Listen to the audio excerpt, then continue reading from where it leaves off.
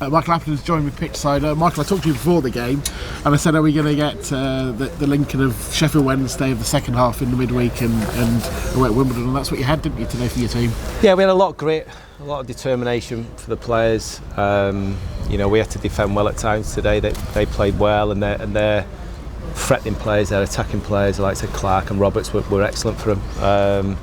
And obviously Stuart's a handful as it is anyway. So for us to dig in like we did today at times was really, really pleasing.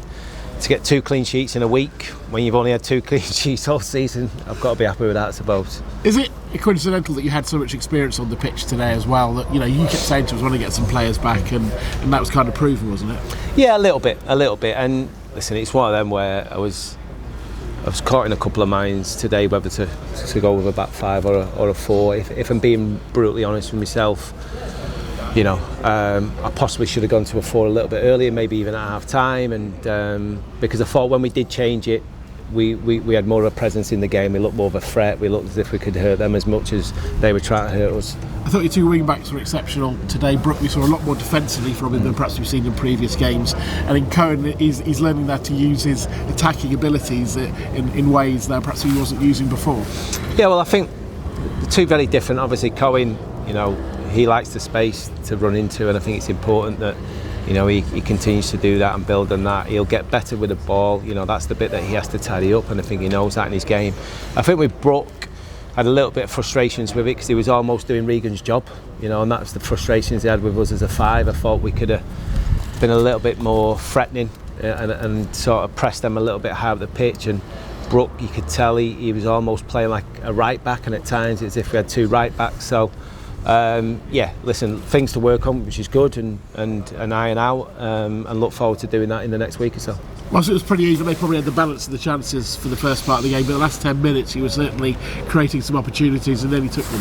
Yeah, we did. Listen, they had the better opportunity in the game. There's no hiding away from that. They're a good side and they're in a good place at the minute. But we had 1 or 2 opportunities, and I think they only really came, like I say, when we changed it to a 4 and we looked more of a threat. Big Jordan's had to come up with 1 big save, and I said to you before he'd even sort of play 1 minute for us, he makes saves. He might not be the easiest on the eye at times just because of his size and the way he is, but he's got decent distribution and he makes saves, so I was delighted for him to come up with that big one. Yeah, I think Cohen said he was surprised himself he reached that. I mean, he's 6'6", and he used every inch to get there, didn't he? Yeah, he's a big fella, so he's one of them. If anyone's going to get to that type of chance that they created, it will be definitely Jordan. So listen, he's feeling great about himself because he's kept a couple of clean sheets in a week, and why not? You talked about wanting to play a 4 at the back possibly. Does that then mean that Joe coming off was tactical rather than an injury? Yeah, 100%. Yeah, like I say, I was close to doing it at half time. I wanted to have a little bit more of a presence on the game rather than just sort of sitting and waiting for the opportunity to counter attack. And like I say, there was a couple of opportunities that came about where I just felt that we could have been a little bit more positive with the ball, and because we didn't, we allowed them to have more of an influence on the game than they probably should have. And just a little bit further away from the relegation places, you're very much in your hands, and that's front. Yeah, well, listen, we've got a target that we want to hit and get to as quick as we possibly can, and then hopefully we can start concentrating on further ahead. But at this moment in time, we'll just take game at a time as they do. We're close to going into the last month of the season. Obviously April is going to be a ridiculously busy month. I think 7 games in April, but we've got a massively tough and important game next week against a side who are, I'm sure, feeling great about themselves because they've scored 8 now in 2 games, Shrewsbury. So tough game ahead, but one we'll look forward to.